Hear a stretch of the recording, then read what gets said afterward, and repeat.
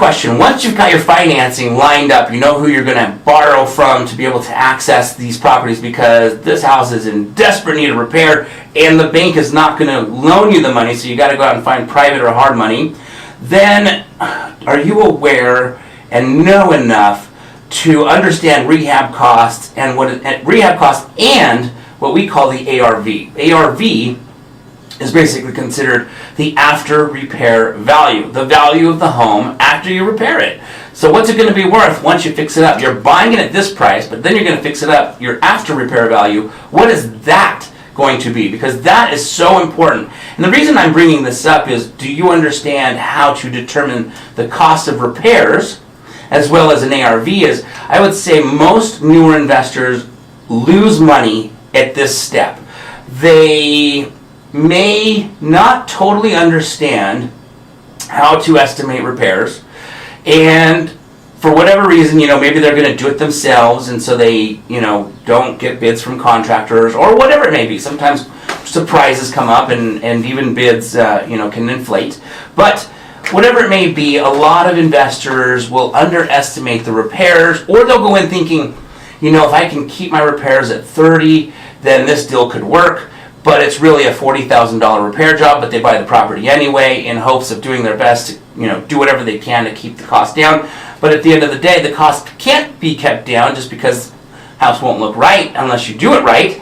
And so they end up going overboard and they lose money by over-repairing, by spending more than what they had budgeted for. Sometimes they don't even have a budget. Sometimes they just go in. Newer investors don't even have a budget. They just buy a discounted property, start fixing it up, and then cross their fingers that when they sell, they make some money. That's probably a more scarier way to do it.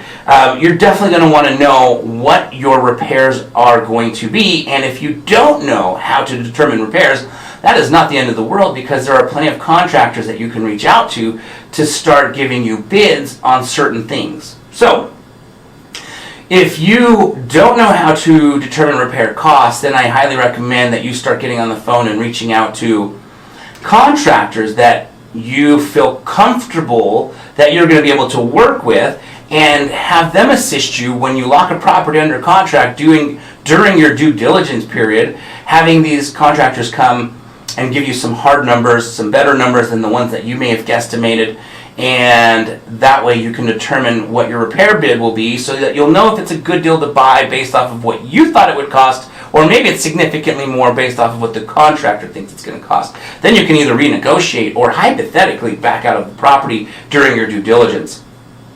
Okay, so in that particular case, my homework assignment to you is to start reaching out to contractors now to start building that relationship. Just reach out and say, hey, listen, I am calling because I'm going to be renovating a home and was wondering, if we could meet up and basically start a relationship. Maybe not meet up, maybe it's just, have a phone conversation with them, see if you feel like the two of you click and vibe and can work together, or sometimes you can tell off the phone that maybe your personalities won't click, and you're going to get this out of the way now so that when you do have a property under contract, and the reason I'm sharing this is because I see a lot of investors, they wait till they have the property under contract, then jump on the phone, then start calling for contractors. And contractors are booked 2-3 weeks out because they're so busy that they don't end up getting a contractor over to the house during their due diligence period on time, because they have no relationship with these people because they're literally calling them for the first time once they have the property under contract. If you can develop somewhat of a relationship before, these individuals are going to be more inclined to help you, knowing that you've already spoken to them, that you're going to need their help to do repairs, a repair bid, to give you a bid basically on these projects. So definitely start reaching out to these individuals now before, of course, you've got the property under contract. Okay, well then, the ARV. The ARV is another thing that if you can't figure it out, it's not the end of the world. If you can utilize a realtor, they can often give you comparables. But here's the thing.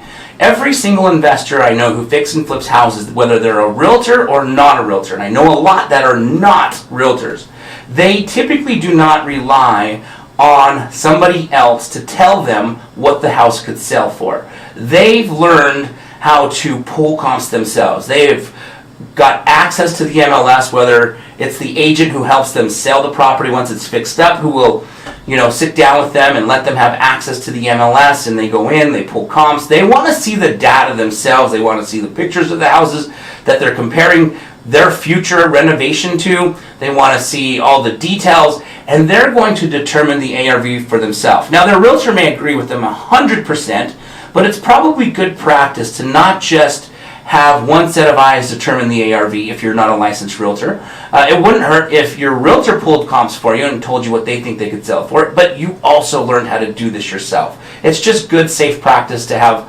that number double checked, because let's just say hypothetically, well, we're all human, we all make mistakes. Let's just say accidentally your real estate agent tells you could sell for $250, and you go and buy this house thinking there's enough spread in there, and maybe you have a $20,000 profit in there, and unfortunately they made a mistake and it's only worth $240. Well, now you're only going to make about $10,000 in profit, but you run into a $5,000 mistake, $10,000 mistake during the renovations.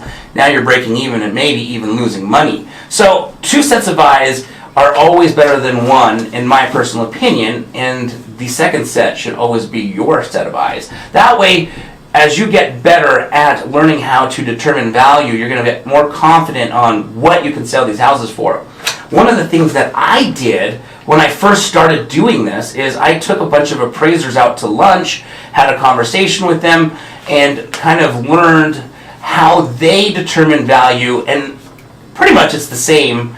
For the most part, they all determine value the same, but there are some things that some appraisers shared with me that they'll look at specifically that the other gentleman may have not shared with me. So it gives me an idea of what different human beings, because appraisers are human beings, what different human beings are looking at in a home when they go in to appraise a house. So I felt that was very valuable. If you can sit down and take out a bunch of appraisers to lunch to determine how they determine value, that's going to teach you a ton on how you too should pull your ARV or after repair value to basically understand what it's going to appraise for once you go to sell it. Okay, so the third thing is, if you're first starting out and you're doing flips, do you know someone who can help you? And what I mean by this